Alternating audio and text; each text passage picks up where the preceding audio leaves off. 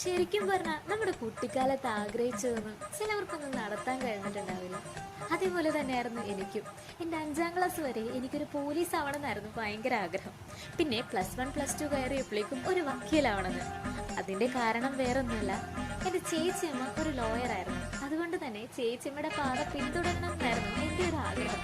പിന്നെ അത് നടക്കില്ലെന്ന് മനസ്സിലായപ്പോഴേക്കും ഒറ്റയ്ക്ക് ഞാൻ അവിടെ നിന്ന് സ്കൂട്ടായി. പിന്നെ പഠിക്കാൻ പോയത് ഞാൻ BA ഹിസ്റ്ററി ആയിരുന്നു.